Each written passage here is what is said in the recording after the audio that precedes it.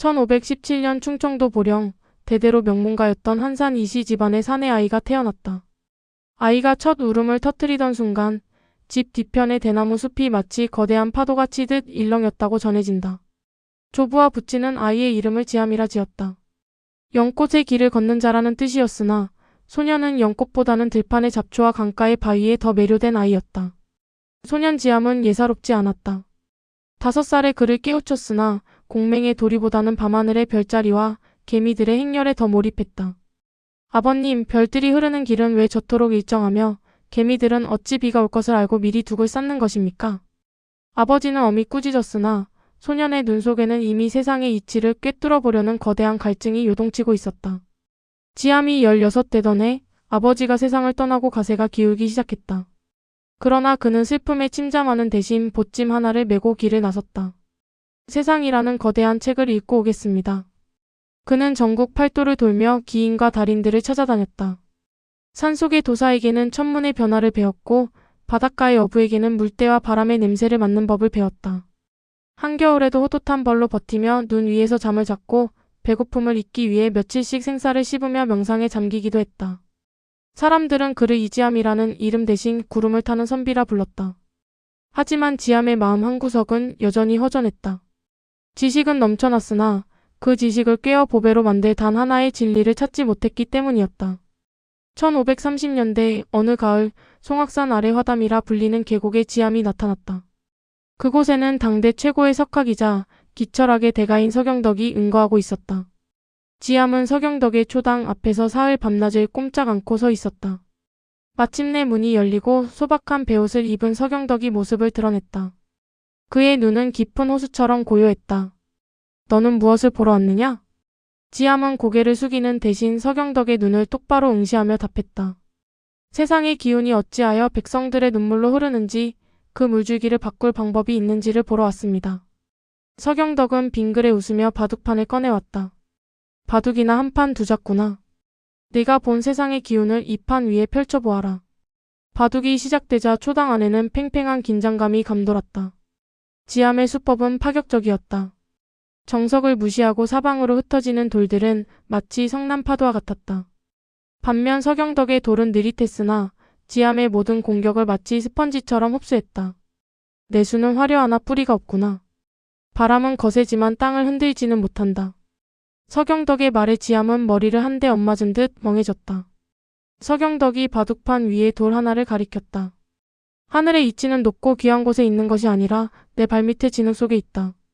백성의 삶은 곧 흙이다.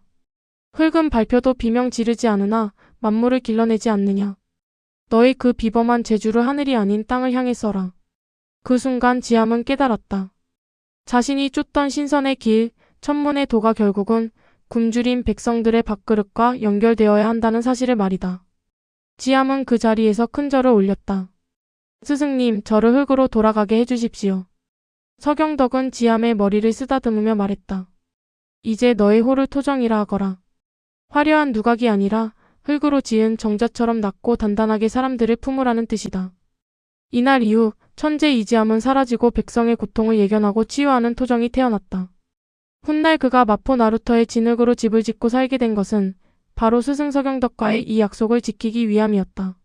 어느 여름 한양 마포 나루터 인근 사람들은 강가에 세워진 기이한 집 한 채를 보며 혀를 내둘렀다. 진흙을 쌓아 올린 굴 모양의 집, 그 위에는 삭감 모양의 지붕이 얹혀 있었다. 바로 이지암이 스스로 지은 토정이었다.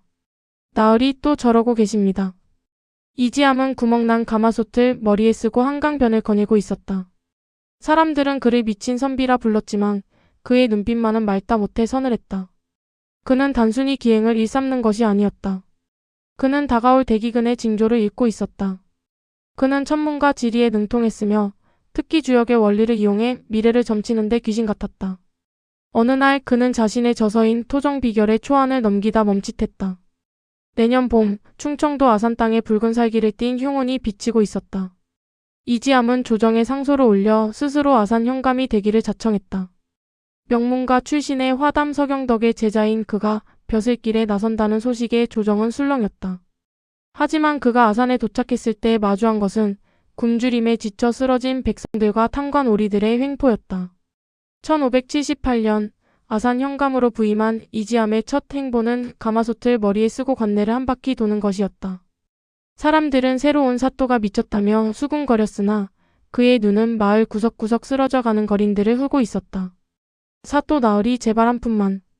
사흘을 굶었습니다. 길가에 쓰러진 노인의 손을 잡으며 이지암이 물었다.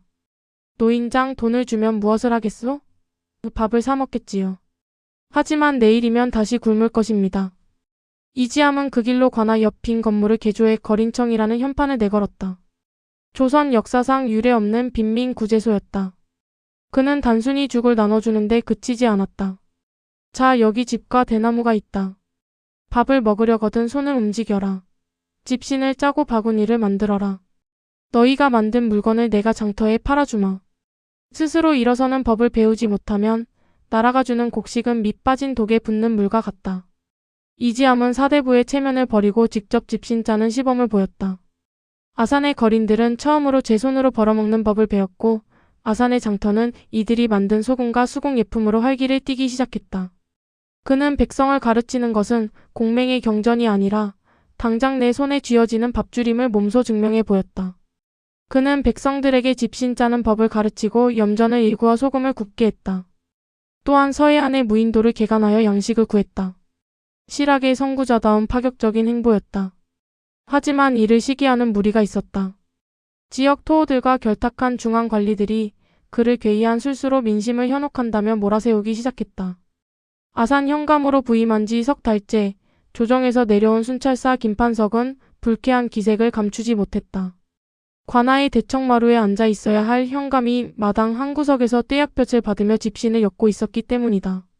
심지어 그의 머리 위에는 새까맣게 그을린 가마솥이 덩그러니 얹혀 있었다. 이지암. 내 이놈 명세기 왕이 내린 수령의 몸으로 어찌 저작거리 광대보다 못한 몰골을 하고 있느냐. 김판석의 호통에 이지암이 천천히 고개를 들었다. 가마솥 그늘 아래로 번뜩이는 안광이 비쳤다. 그는 집신을 엮던 손을 멈추지 않은 채 덤덤하게 대답했다. 대감, 이 솥은 제 머리를 보호하는 관이기도 하지만 이 고을 백성들의 눈물이 담길 그릇이기도 합니다. 무거워서 쓰고 있는 것이 아니라 잊지 않으려 쓰고 있는 것이지요. 궤변이로다. 내 들으니 내 놈이 관아의 창고를 열어 천한 백성들에게 곡식을 뿌리고 근본도 없는 장사를 가르친다지? 사대부의 도리는 어디 가고 상놈들의 이익을 탐하느냐. 이지암은 마침내 집신을 내려놓고 자리에서 일어났다. 머리 위에 솥이 덜컹거렸지만 그의 발걸음은 태산처럼 무거웠다. 그는 순찰사의 코앞까지 다가가 속삭였다. 대감의 도포자락에서 비린내가 진동합니다. 아산의 백성들이 소금을 구워 올린 세금으로 채운 주머니에서 나는 냄새 말입니다. 공자께서는 민무신 분립이라 하셨거늘 백성의 배를 불리지 못하는 서책이 무슨 소용이며 굶어 죽는 자의 시체 위에서 예를 논하는 것이 가당키나 합니까? 제가 장사를 가르치는 것은 그들에게 살 권리를 주는 것입니다. 김판석이 얼굴을 붉히며 손을 떨었다. 내 놈이 정녕 죽고 싶은 개냐. 죽음은 두렵지 않으나 대감의 뒤에 서 있는 저 검은 그림자는 두려워하셔야 할 겁니다. 욕심이 과하면 물귀신이 따르는 법이지요. 이지암의 서늘한 예언에 김판석은 뒷덜미가 서늘해짐을 느꼈다. 그것은 단순한 저주가 아니라 이지암이 읽어낸 거대한 운명의 파동이었다. 그날 밤 이지암은 관아 뒷산인 영인산 꼭대기에 올랐다. 가마솥을 바닥에 내려놓고 그 안에 맑은 물을 채웠다. 구름 한 점 없는 보름밤이었으나 물속에 비친 달은 기괴하게 일렁이고 있었다. 이지암은 품 안에서 낡은 서책 토정 비결의 원고를 꺼냈다. 손가락으로 괴를 짚어 내려가던 그의 미간이 깊게 파였다. 지화명이 밝음이 땅속으로 숨고 재앙의 불길이 물 아래에서 솟구치는구나. 그는 땅에 귀를 댔다. 멀리서 들려오는 소리는 바람소리가 아니었다. 짐의 깊은 곳에서 거대한 수룡이 몸부림치는 듯한 진동이었다. 지질의 변화와 천문의 흐름을 읽는 그의 감각이 경고를 보내고 있었다. 이복의 판석. 당장 마을로 내려가 징을 울려라. 옆을 지키던 관동이 의아한 듯 물었다. 나으리 하늘이 이리 맑은데 홍수라니요? 사람들이 믿지 않을 것입니다. 하늘은 비를 내리기 전에 먼저 땅을 울리는 법이다. 지금 산맥을 따라 흐르는 지하수가 역류하고 있어. 서해의 조수까지 밀려들면 이 고을은 반 시즌 안에 수장된다. 믿지 않는 자가 있다면 내 목을 걸겠다고 해라. 이지암은 직접 징을 들고 마을로 뛰어내려갔다. 피해라. 산으로 올라가라. 흙의 기운이 무너지고 물의 심판이 온다. 미친 노인의 광기 어린 외침이라 비웃던 이들도 이지함의 절박한 눈빛과 평소 그가 보여준 신산을 떠올리며 짐을 챙기기 시작했다. 마지막 한 명의 노파까지 산등성 위에 올랐을 때였다. 갑자기 대지가 비명을 지르듯 갈라지더니 마른 하늘에 마른 벼락이 내리꽂혔다. 그리고 순식간에 칠흑 같은 어둠 속에서 거대한 물벽이 마을을 덮쳤다. 비명조차 지를 수 없는 압도적인 자연의 위용 앞에 백성들은 넋을 잃었다. 산 위에서 그 광경을 지켜보던 이지함은 쓰고 있던 가마솥을 벗어 하늘을 향해 던졌다. 가거라. 내 소임을 다해라. 놀랍게도 허공으로 날아간 가마솥이 커다란 방패처럼 변해 마을 사람들을 덮치려던 거대한 파도의 머리를 억눌렀다. 찰나의 순간이었으나 그 덕분에 물줄기가 꺾여 민가는 처참히 부서졌을지언정 산으로 피신한 백성들은 단 한 명도 물에 휩쓸리지 않았다. 폭풍우가 잦아든 새벽 백성들이 내려다본 곳에는 처참한 흙탕물뿐이었으나 그들 앞에는 찌그러진 가마솥 하나가 덩그러니 놓여 있었다. 그리고 그 옆에 앉아 피를 토하듯 숨을 몰아쉬는 이지함이 있었다. 나으리, 살려주셔서 감사합니다. 백성들이 통곡하며 엎드렸다. 이지함은 바들바들 떨리는 손으로 찌그러진 가마솥을 어루만지며 힘겹게 미소 지었다. 고생들 하였다. 이제 다시 집을 지어야지. 흙으로 만든 집은 무너져도 다시 빚으면 그만이니라. 그의 눈동자에는 이미 홍수 넘어 다시 일어설 아산의 미래가 그려지고 있었다. 재난이 수습될 무렵 이지함은 자신의 마지막을 예감했다. 1578년 가을 아산 관아의 작은 침소. 이지함은 정가락에 옷을 갈아입고 단정히 앉았다. 창밖에는 그가 구한 백성들이 심어놓은 벼가 황금빛으로 물들어가고 있었다. 그는 평소 즐겨 마시던 버들잎 차 한 잔을 청했다. 찻잔 속에서 일렁이는 갈색 물결을 보며 그는 빙그레 미소 지었다. 스승님, 이제야 흙이 무엇인지 조금 알 것 같습니다.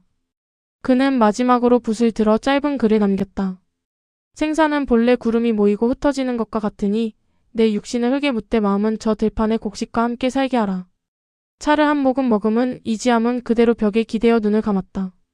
고통스러운 신음도 미련 가득한 유연도 없었다. 마치 한낮에 고된 농사일을 마치고 단잠에 빠져드는 농부처럼 평온한 모습이었다. 그날 밤 아산의 백성들은 꿈을 꾸었다. 머리에 가마솥을 쓴 이지함이 커다란 학을 타고 아산 평야 위를 날아다니며 씨앗을 뿌리는 꿈이었다. 다음날 아침 사또의 부고를 들은 아산에 온 백성이 관아 앞으로 모여들었다. 곡소리가 아산 땅을 진동시켰으나 사람들은 슬픔 너머에서 그가 남긴 온기를 느꼈다.